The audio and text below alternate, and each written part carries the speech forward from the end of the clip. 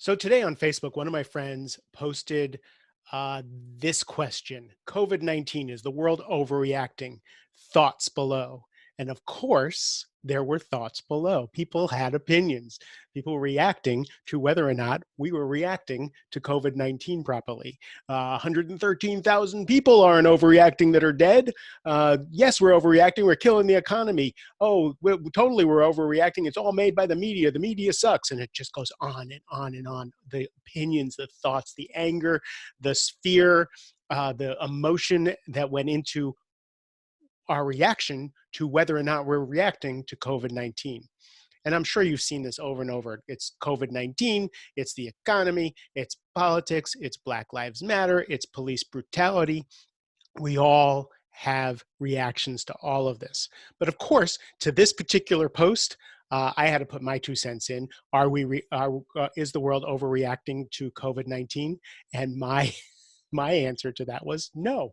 We're all reacting exactly the way we were conditioned to react. We are all reacting the way we were conditioned to react. We are all taking 20, 30, 60 years of building who we are, our opinions, our thoughts, and our imaginations to that particular reaction in that particular second. We can't react any other way because we're in our conditioning. So of course we're reacting, and we're reacting to everything else that's going on: politics, religion, conversations, our partners, everything, economic situations. We are reacting to everything. That's what we are. That's what we were built to do. Uh, and the question that I pose for this is, can we do it a different way? So in Only Tens, I have people list out their to-do lists, and I have them get into their overwhelm on their to-do list. And then I talk about things like that are called qualifiers. Everything on your to-do list has a qualifier. It's on your to-do list because you want to do it. You're afraid not to do it. You don't want to disappoint someone. You think you have to do it, or you should do it if this kind of person would do it. All kinds of things. And there's qualifiers for why things are on your to-do list.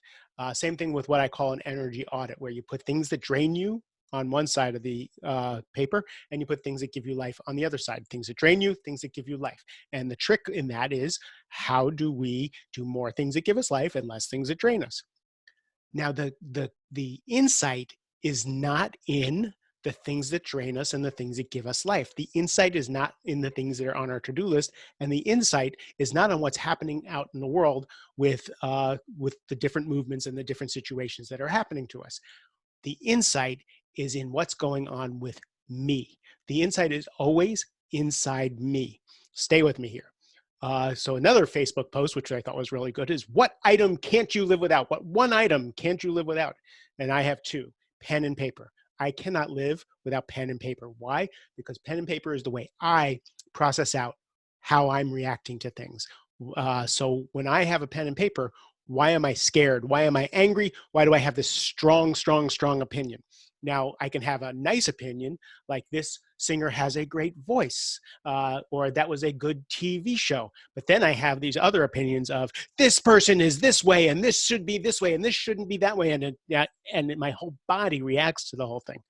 I'm so much more interested in how I react to something than the something. In fact, even in my coaching, in my coaching sessions, I have an agreement in my coaching sessions that I am not interested in being the best coach, particularly insightful or wise or right. When I say something to you, what we're much more interested in is, if you get pissed off at me, I'm interested in the emotion that came up. If if you're angry at me, or if I'm dead wrong, that's awesome, because your emotion, your reaction, or if I'm wrong and you're right, we're closer to the truth, is a way to move forward.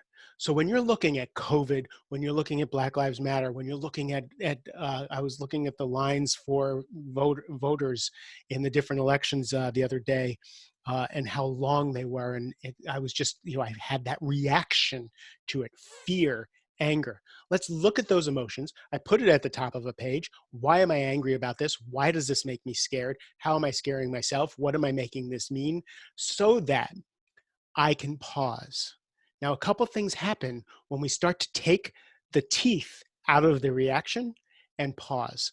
The first thing that happens is that breath between us going at something, writing something on Facebook or Twitter that we're going to regret later, saying something to someone we care about that's just not going to be helpful. So that pause. Second thing is we learn about ourselves. When we start to learn about ourselves, that makes all the difference in the world. Every ancient sage in the world has ever said is you will do more for the world by handling your own crap than you will going out and doing things.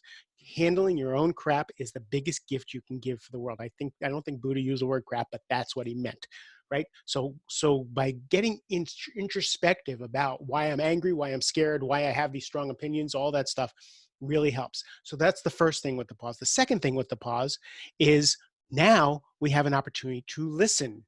We have an opportunity to listen with different ears. We have an opportunity to ask questions. Why do you feel that way? Why do you feel strongly about that way? I don't understand. It looks this way. Why would you think it's that way? Great. Now we're in dialogue. Now we're in conversation.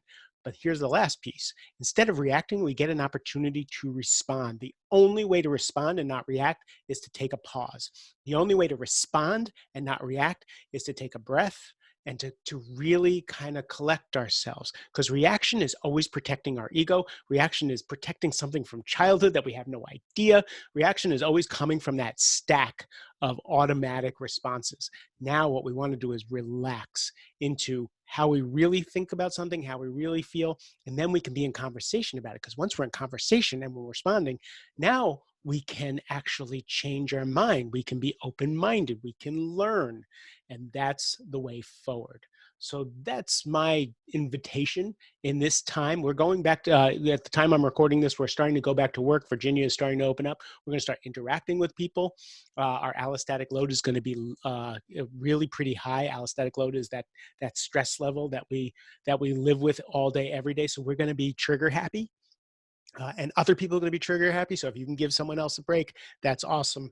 One of the things we used to do in AA is that 6 people get to be assholes today. We get 6 people get to be assholes today. So like someone cuts you off, there's 1, right? Someone yells at you at the grocery store, there's 2. And usually you can get to the end of the day by that, giving people a break. So thank you for listening. Hope this was helpful. If it was helpful, please share this podcast. Please rate the podcast if you're going to give me a good rating. If you're not going to give me a good rating, don't rate it. But if you are going to give me a good rating, please give us a rating. I want to get the word out. We're heading to episode 200. We have a couple 100,000 listens. This is incredible. Thank you all for your support. All right. I love you guys. Have a great rest of the day. Be safe out there.